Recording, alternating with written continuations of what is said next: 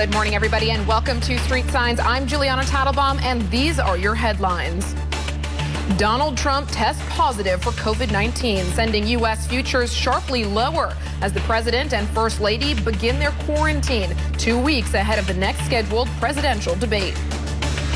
The White House physician says President Trump will carry on his duties without disruption, while a senior administration official tells NBC he will work from the residence. Risk assets sell off, with European stocks opening in the red after Asian equities close out the day lower.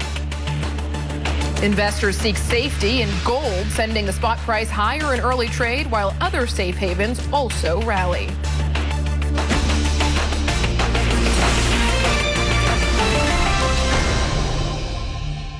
A very warm welcome to Street Signs, everybody. Let's get right to the biggest story of the day. U.S. President Donald Trump and First Lady Melania Trump have tested positive for coronavirus.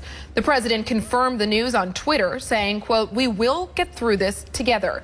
This comes after his top aide, Hope Hicks, tested positive for COVID-19. She frequently travels with the president and the White House inner circle, including attending the first debate in Ohio.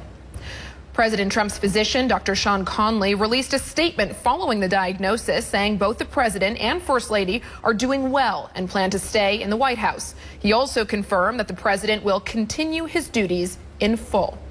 Let's get to the market reaction. We have seen U.S. futures pull back sharply on the back of this news, but we have bounced off the absolute lows. At one point, the Dow Jones was down more than 500 points, according to those futures. Now we're off about 325 points. So some stabilization coming through now after the initial knee-jerk reaction lower. The S&P 500 down about 43 points at the moment. Again, we are off the lows for that index as well. And the tech-heavy NASDAQ currently about 200 points lower. And at one point, we were well over 200 points down. So a bit of stabilization now coming through U.S. futures.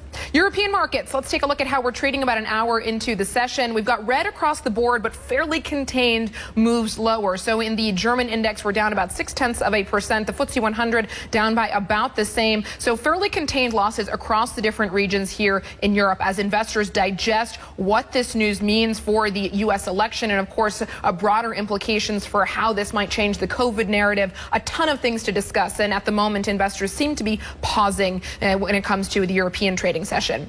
Asian markets, let's take a look at how we closed up shop in Asia. Bear in mind that several markets are closed for holiday, so not every region is trading at the moment. We've got the Nikkei 225 down about 0.7%, the Topix down about 1%. Over in Australia, that market down about 1.4%. So overall, a move lower in the Asian session as well.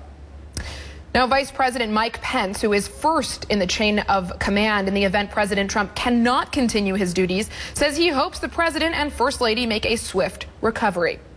But the message from China has been more stark, with the editor of the Global Times saying, quote, "President Trump is paying the price for his gamble to play down COVID-19.